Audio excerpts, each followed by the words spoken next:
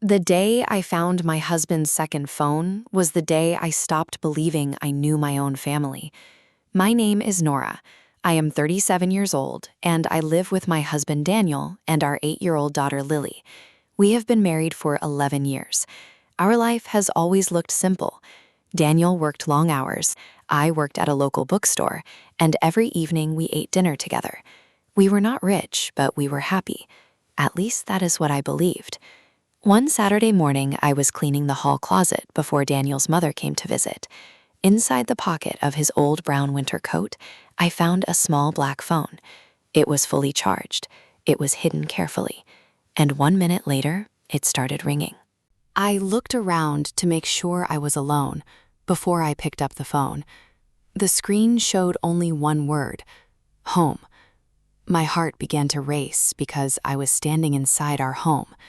If I was home, then who was calling? Before I could answer, the phone stopped ringing. A message appeared a few seconds later. "Please call me. She is asking for you again." I read the message again and again. My hands started shaking. Daniel had never mentioned a second phone. He had never talked about anyone who needed to reach him in secret. I quickly placed the phone inside my handbag instead of putting it back into the coat. At that moment, I made one decision. Before accusing my husband of anything, I had to discover the truth myself. A few minutes later, Daniel walked into the kitchen with Lily. They had been planting flowers in the front garden. Lily smiled proudly and showed me her dirty hands. Daniel kissed my cheek, as he always did, but this time I felt different. I looked into his eyes and wondered how many secrets were hiding behind his smile. "Are you feeling okay?" he asked. I forced myself to smile and nodded.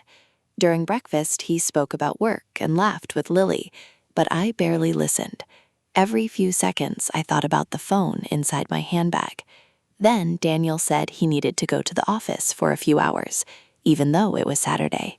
Something inside me whispered that he was not telling me everything. The moment Daniel drove away, I locked the front door and took out the phone again. It had 3 missed calls from home and another message waiting. "She keeps asking when you are coming." I tried opening the phone using Daniel's birthday, our wedding anniversary, and Lily's birthday, but every attempt failed. After the third mistake, the phone locked itself for 1 minute. I felt frustrated and helpless. I wanted answers, but every answer seemed farther away than before. I considered calling the number from my own phone, yet I was afraid someone would recognize my voice. Instead, I searched every corner of the phone for a clue, but there was nothing except silence and growing fear. That afternoon, my neighbor Sarah stopped by to borrow some sugar. She looked at my face and immediately asked if something was wrong. I almost told her everything.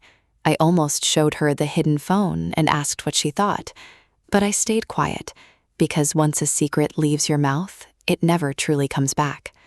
After Sarah left, Lily reminded me that Daniel's mother and his brother, Mark, were coming for dinner. I was surprised because Daniel had forgotten to tell me Mark was visiting too. Daniel and Mark had hardly spoken during the past year after a serious argument. Now both of them would be sitting at the same table. Another secret had suddenly appeared. When Daniel returned home, I noticed something unusual. Before greeting me, he walked straight to the hall closet where his old coat had been hanging. He searched the pocket quickly, then looked toward me. "Did you clean the closet today?" he asked calmly. I nodded. "Did you move anything from my coat?" My heart almost stopped.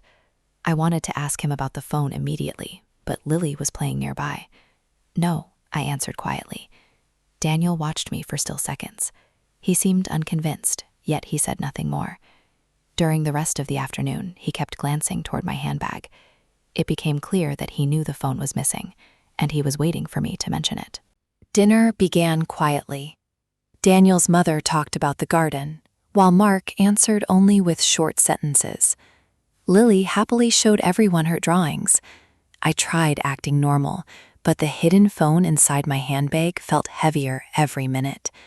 Suddenly, it rang again. The sound was soft, but everyone heard it. Daniel immediately looked at my handbag. Mark looked surprised too. Daniel's mother asked, Are you going to answer it?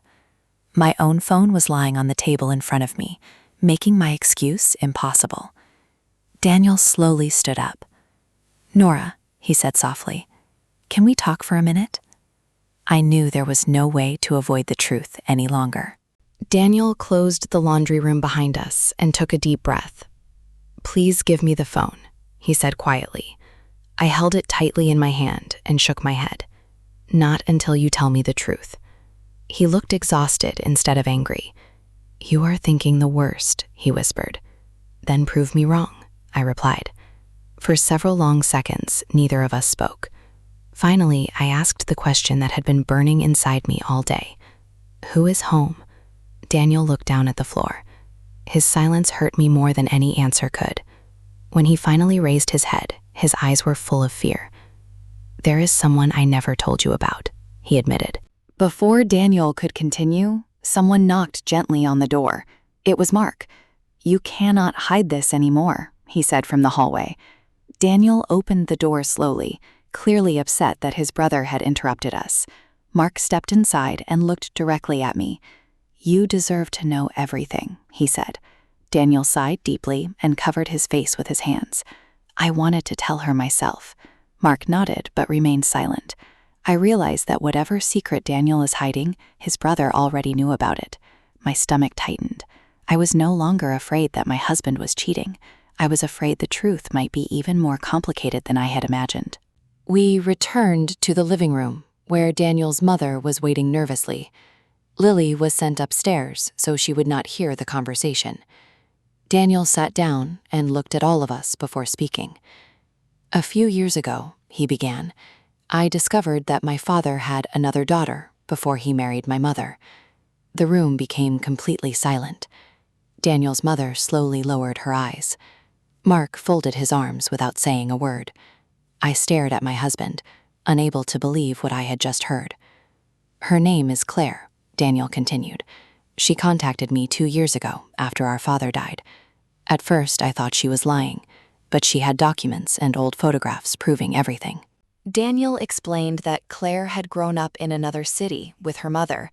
She had never asked for money or inheritance. She only wanted to know whether anyone from her father's family would speak to her. Months later, she became seriously ill. The doctors told her she might need a kidney transplant. She had no close relatives except Daniel and Mark. That was why she kept calling the second phone. She did not want anyone else to know. I was ashamed, Daniel admitted. I was ashamed of my father's secret, and I was ashamed that I hid everything from you. I listened carefully, but one question still remained. Why didn't you trust me enough to tell me from the beginning? Daniel looked at me with tears in his eyes. Because I was afraid you would hate my family, he answered honestly. Then I kept waiting for the perfect moment, and that moment never came. Mark quietly added that Claire also had a little 6-year-old daughter named Ava. The child believed Daniel was simply her uncle. Suddenly, the messages on the phone made sense. They were not romantic messages. They were calls for help. Even so, I still felt hurt. Daniel had lied to me for 2 years. The truth was painful, but the secrecy had caused even more damage. I realized that trust can disappear long before people stop loving each other. The next morning, Daniel asked if I would come with him to meet Claire at the hospital. At first, I wanted to refuse. I was still angry and confused. But deep inside, I knew I needed to see the truth with my own eyes, instead of imagining it. The hospital was almost an hour away. During the drive, nobody spoke very much. Daniel held the second phone in his lap, but did not answer any messages. When we arrived, Claire was sitting beside a window, reading a children's book to a little girl with curly brown hair. The girl smiled brightly when she saw Daniel and immediately ran toward him, calling, "Uncle Daniel." Claire stood slowly and smiled politely at me. She looked weak and tired. "You must be Nora," she said softly. "I am sorry for everything." Those simple words surprised me. She did not act like someone trying to steal another woman's husband. She looked like someone carrying years of loneliness. Ava proudly showed Daniel a drawing she had made at school. While watching them together, I finally understood why Daniel had kept visiting the hospital. He had discovered a sister who had spent her whole life without family. Still, I wished he had trusted me enough to share that burden. Secrets had nearly destroyed our marriage long before I learned the truth. Before we left the hospital, the doctor explained that both Daniel and Mark needed medical tests to see whether either of them could donate a kidney. During the drive home, Daniel apologized again. This time, I believed he truly understood how deeply his silence had hurt me. "I cannot change the past," he said, "but I don't want to hide anything from you again." I looked out the window for a long time before answering. "I am not ready to forgive everything today," I admitted, "but I am willing to listen." For the first time in many months, Daniel did not hide behind excuses. He answered every difficult question honestly, even when the answers embarrassed him. A week later, the hospital called with the test results. Mark was not a match, but Daniel was. The surgery could save Claire's life if everything went well. Daniel looked both relieved and frightened. He wanted to help his sister, yet he worried about the risks and about leaving me and Lily alone during his recovery. That evening, we sat together after Lily had gone to bed. For the first time in a long time, we spoke openly about everything. We discussed the operation, our savings, our fears, and the mistakes we had both made by avoiding difficult conversations. It was painful, but every honest word made the distance between us a little smaller than before. The morning of the surgery arrived sooner than any of us expected. Lily stayed with our neighbor Sarah while we drove to the hospital before sunrise. Claire looked nervous but smiled when she saw Daniel. Little Ava hugged him tightly and whispered, "Please come back." Daniel promised he would. Then the nurses wheeled both patients toward the operating rooms. The waiting area suddenly felt very quiet. Daniel's mother prayed silently, while Mark walked up and down the hallway without stopping. I sat beside Ava and held her small hand. Every minute felt like an hour. I realized that our family had changed forever, no matter what happened after those operating room doors finally opened. After several long hours, a surgeon finally came into the waiting room. We all stood up immediately. He smiled gently before speaking. "The surgery was successful," he said. Relief spread across every face in the room. Claire was stable, and Daniel was recovering well. Tears filled Daniel's mother's eyes as she hugged Mark for the first time in months. Ava laughed with happiness before asking if she could see her mother. Later that evening, I visited Daniel in his hospital room. He looked tired and weak, but when he saw me, he smiled. "Did Claire make it?" he whispered. I nodded, and he closed his eyes with relief before quietly saying, "Thank you for staying." Daniel returned home 2 weeks later. Recovery was slow, and he needed plenty of rest, but the atmosphere inside our house had already begun to change. There were no more hidden phones, locked drawers, or unanswered questions. Every Friday evening, we sat together after Lily went to bed and talked about our week. Sometimes the conversations were uncomfortable, yet we never stopped talking. Claire also recovered well and slowly became part of our lives. Lily and Ava became close friends and loved spending weekends together. Watching the two girls laugh in the garden reminded me that the truth, even when painful, had created something better than years of silence ever could. 1 year after finding the hidden phone, I opened the hall closet again while putting away Daniel's winter coat. Without thinking, I reached into the same pocket where everything had started. It was empty. Daniel noticed what I had done and smiled sadly. "You can check whenever you need to," he said. I looked at him for a moment before shaking my head. "I don't want to spend my life searching for secrets," I replied. "I want us to keep living without them." That evening, Claire called during dinner, and Daniel answered on speaker. Everyone laughed together, including Lily and Ava. As I listened to their voices, I realized our family was different now, but it was finally built on honesty instead of fear. Life did not become perfect after that day. There were still moments when old memories returned without warning. Sometimes I would remember the hidden phone and feel the same fear I had felt in the hallway. Sometimes Daniel would notice the sadness on my face and quietly ask if I wanted to talk. He never became angry when I asked difficult questions again. Instead, he answered them with patience because he understood that trust is rebuilt through many honest conversations, not one apology. Slowly, those painful memories became less powerful. They were still part of our story, but they no longer controlled our future. Little by little, our home began to feel peaceful again, just as it once had. This winter, when I look at the brown coat hanging in our closet, I no longer think about the hidden phone.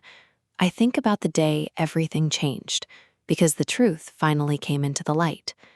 Daniel still visits Claire and Ava, but now Lily and I often go with him. They are no longer strangers. They are family. Looking back, I know we came dangerously close to losing everything because of silence. We could not change the past, but we chose not to let it destroy our future. Our family is not perfect, and perhaps it never will be. But every night we sit around the same dinner table, speak honestly to one another, and that has become the happiest ending I could ever ask for. A few months later, Lily came home from school with a family tree project. She placed a large sheet of paper on the kitchen table and asked us to help her. Daniel looked at me before picking up a pencil. This time, there were no secrets to hide. We added Daniel's parents, Mark, Claire, Ava, and everyone else who belonged to our family. Lily smiled proudly when she finished. "Our family is bigger than I thought," she said. Daniel squeezed my hand under the table. I smiled back, because she was right. Our family had grown in a way none of us expected. The road had been painful, but it had also brought people together who should never have been separated in the first place. That evening, after Lily had gone to bed, Daniel and I sat together on the back porch. The garden was full of the yellow flowers we had planted the year before. We watched the lights from the neighboring houses without saying anything for a while. Finally, Daniel turned toward me. "Thank you for giving me another chance," he said quietly. I smiled but answered honestly, "You earned that chance. It wasn't given to you." He nodded because he understood the difference. We sat there until the stars appeared above us. The future was still unknown, as it always is, but this time we were ready to face it together, with nothing hidden between us and nothing left unsaid.